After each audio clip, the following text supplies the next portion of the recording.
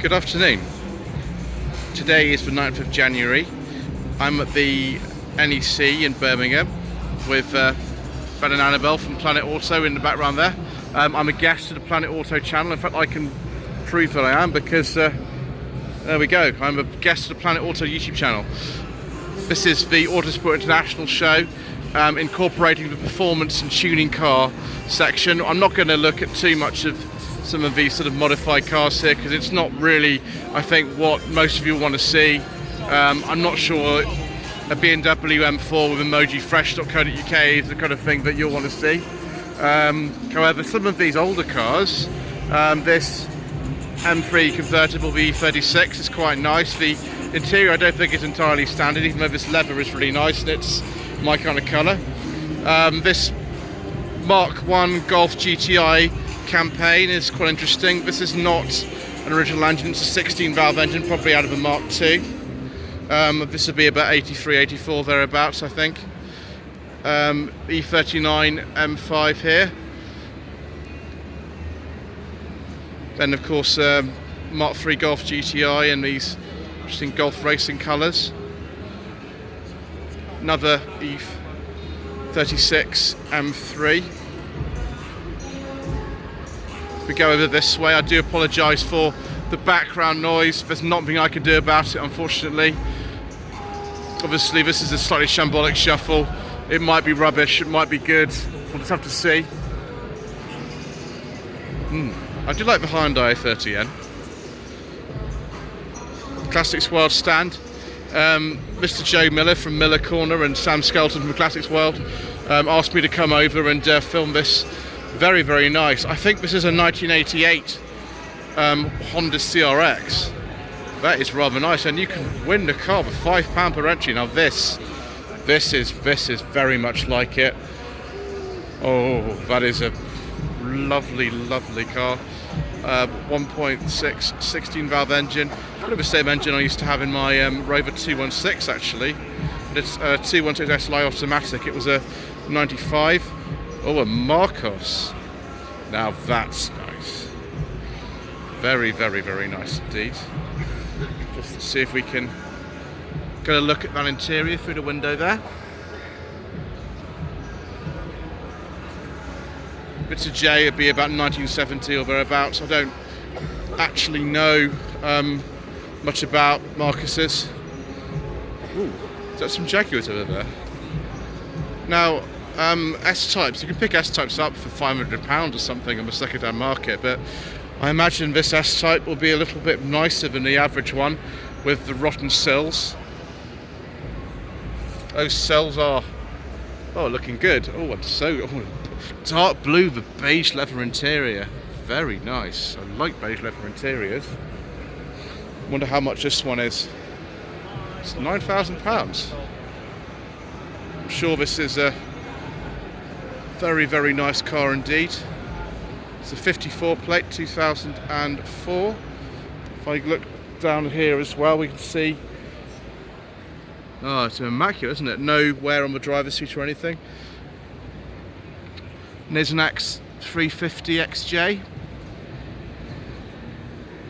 Similar interior, isn't it? It's interesting. Prefer the dark blue to the grey, if I'm honest. That's more my kind of thing. Still nice though. It's only a 2.7 V6. I thought there'd be more than that. Looks like it's got a body kit on it or something. Anyway, yes, another XJ 350 over here. Ah, yes, that's better. Oh, look at all the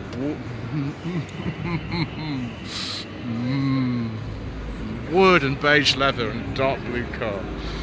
What a sucker I am for these sort of things. It's only got 31,000 miles on the clock too. It's available at the Devonshire Motor Company apparently for £15,000. It's rather nice. Now that'll do quite nicely. Mark 1 Renault Clio Williams, 2 litre engine. Now I know there was a Williams 1, Williams 2, Williams 3, and if I hold the camera nice and close up to there, you can see it's got a blue gear knob. It's one of the easiest ways to identify a Clio Williams from the inside. Don't actually know. It's a 93 apparently. That's currently tested by the Classic Car World magazine. Oops, sorry, I already touched it with my phone. I do apologise. Gold wheels, of course. Oh, clear V6. That's pretty nice. Those are probably worth quite a lot. And then some more conventional ones. This is just one of these with a 2 litre. Must admit I'm sort of a bit out of my depth when I'm talking about things like Renaults and things like that. If we go over here though, we've got another clear 16 valve. And right to the left here, there's an IC30. I don't know why they always leave the bonnets off on these things. I'm not really sure why. So you can sort of gaze at the engine and marvel, I think. No, it's not a 1980 car. The E30 came in a bit later than that. I think it was 1983 the E30 started production. And this is a facelifted car. You can tell by various details on it, particularly the rear lights. So there we go, that's a start. Oh my goodness me, viewers. Yes, it is a Mark II Astra and it is a GTE. I don't know if digital dials are there or not, but now that's nice. That's very nice. Proper original wheels as too. Proper interior. 5-speed manual. I don't know if we've got digital dials on there or not, but that is made me feel happy. Understand for Tarok's performance brakes, you've got this B-Reg Land Rover. There we go. Now this is not a Defender, it's before that, so it'd just be called a 110 County. What's interesting about this is it does have a very kind of, I suppose, retrospective paint job on it. This is an original paint job, but we did offer the 110 County in this colour with the stripes and everything. And the interior on this is absolutely amazing. You can sort of see here they've got some very similar door cards to what would be an original. We've got a sort of brown leather interior. That gearbox is an original though, and neither's that gauge cluster. It's not an original gauge cluster. It's been modified though, the engine. I think it's some kind of turbo engine in this or something. I'm not exactly sure what. That does make me feel quite happy. Even the the lights and everything have been changed, but it's a very kind of tasteful upgrade to this LS3. So I presume that's Chevrolet V8 in there. I don't know, viewers. I don't know. I'm not really familiar with things like that, but there we go. I do like that. Unfortunately, that won't maybe change the fact that these are quite uncomfortable in the driving position, but the brakes will be good for sure. Just found this 1959 Studebaker Silver Hawk. Doesn't look too bad. Now that's more like it. This, I believe, is a 1979 Talbot Sunbeam Lotus. There we can see replica factory plates on that. KV for Coventry, made just round the corner. This is clearly a pre-facelift Sunbeam. It's still got the recessed headlamps. Absolutely amazing. When was the last time you saw a Talbot or Chrysler Sunbeam? Originally they were called the Chrysler Sunbeam, of course. And then Subaru Impreza original generation one. I think they called this P1 if it's only got 2 doors. I'm not sure about that sort of thing. Apparently driven by Richard Burns originally. Another sort of car that I remember very, very much from when I was younger, watching Top Gear Motorsport. Subaru Legacy before the Impreza was the rally weapon of choice. They had the Legacy. This one's dressed up for the 1992 Swedish Rally. Car that Colin McRae drove. Ah, yes. Now, Mark I Cortina Lotus. It's only £75,000. Now this is a proper car. I'm not sure I can actually get in and put my camera in a window, but never mind. Here 66 on a D. And then we've got behind that, that's an Escort RS 1700T. Let me just walk around there, viewers, so you can take a look at it, and we'll also take a look at the back of some other cars whilst we're there as well. Thank you. Thank you.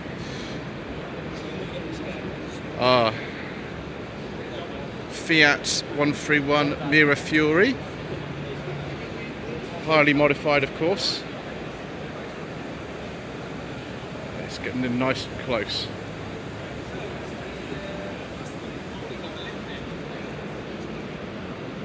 (1977). I always remember the 131 Mirafiori from the film Le Professionnel, which was made in 1981. There's a car chase between the second facelift 131 Mirafiori, which is a Super Mirafiori actually, and a Peugeot 504 in the streets of Paris. Here we have a Chevette HSR. I think these were 2.3 engines and then massively modified. I could be wrong about that. But you know, this Chevette that I remember from my youth that on our nanny's parents had. It was a very late Chevette. It was an 83. It was a hatchback like this, with a long gear lever, just like that one. But of course not in any way as tuned as this. 1980 Chevette, I think that is an HSR. Take a pause here whilst I go and line up another shot. Here it is, the RS 1700T. They were going to make this into the rally car of choice after the discontinuation of the Mark II Escort. Obviously the Mark III Escort, being front wheel drive, had to have a different type of thing entirely. I don't know why they've done to all the windows, I'm not really sure. Loads of sort of nice approved rally equipment in there as well, putting that timing gear there. See this one all the time as well. There we go. Rear wheel drive they converted it to, it didn't really work out for them, so they then went on to make the Ford RS 200. Reliant helped them build it. They've got cut down Sierra doors, Sierra rear lights on it, sort of bits and pieces from everywhere really. Tiny little mirrors on this one. I'll just stand back for this gentleman to take a photograph of it. But yes, very nice to be close and personal with a car like this. Just do that so you can see the interior. Crazy front ends on these. Stand back slightly, you can do that. This is a B-Reg, so B80, I think 85 probably, unless. Let's not knock anything over whilst we're here. Wouldn't be good. And then there's another Colin McRae car here. Don't know why they made them left-hand drive. Presumably they were easier to drive on a lot of the World Rally circuits because you were in another country, but I don't really know. Very nice. Just noticed that the legacy here is an STI because it says Subaru Technica International on it, and that's what STI stands for. And also their colour is pink, which is why it's pink. Right. Okay, we've got this lovely Lancia. I think this is an 037. Yes, it is. It's an 037. It's not a Beta Coupe. It's not a Stratos. It's a an 037.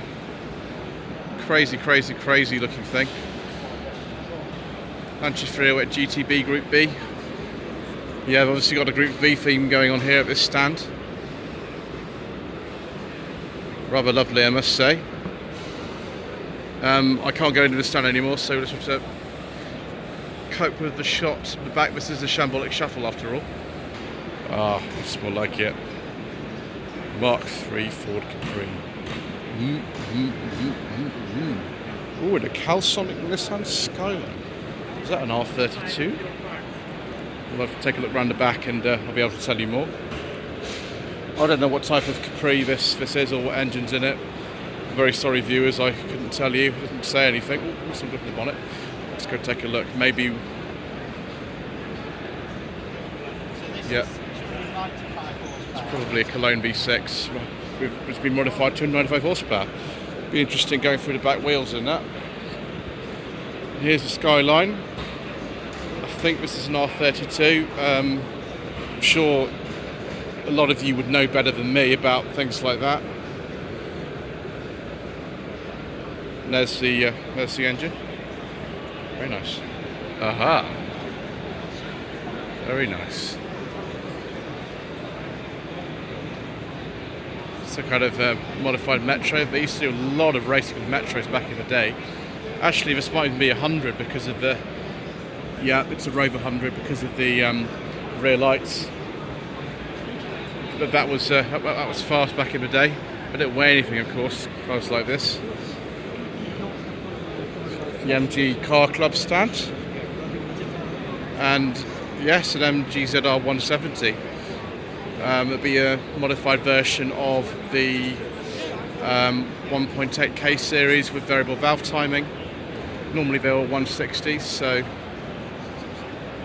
yes, it's a 170. You can buy a car like this for £3,000 registered in March. Well, you won't go fast enough for the money. Excellent. K-Series remap. Yes, I've had a few K-Series cars in my time. It says 160 on the back, but it's been modified slightly to 170. And there we go. Maybe I should buy a K-Series engine car and get remapped as well. That could be interesting. Well, viewers, I'm very pleased to say that I found another very interesting section of the Autosport International show. Audi Sport Quattro.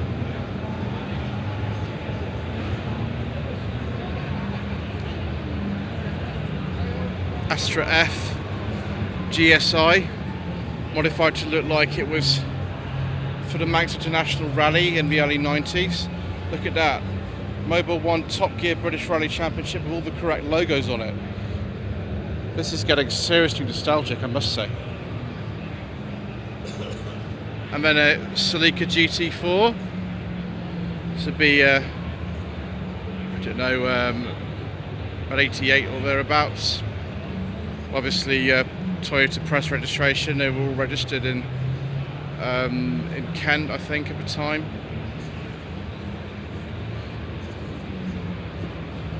Let's have a look at the front end as well. All those lights for those Welsh forests. Then Lancer Evolution, another second Richard Burns car that I've seen today. I don't know what Evo this is. I'm not even going to speculate. There are so many of them, or 10 of them. I've driven an Evo 10. I don't know, it's somewhere in the middle, I don't know. Who knows? Big wing on that. And then a modified Citroen C1. Our housemate's got a Citroen C1, but it doesn't look anything like it. Oh, the gear lever looks just the same as the standard car. I don't know what this is tuned to. These did come with a 1 litre 67 horsepower engine originally. This is a 3-door, so maybe a bit lighter than a 5-door, I don't know. And then we've got this, I don't even know what this is. Some kind of mini-based car. I don't even know, it's not actually badged, so I don't know what that is. There's nothing to indicate what it is at all. I'll have to look later and have a look at re-registration MOT history. That will tell me what it is, because I haven't actually got a clue, other than that it's from 68 or 69. Another Cortina Lotus Mark 1. This is a bit cheaper than the other one, it's only £55,000.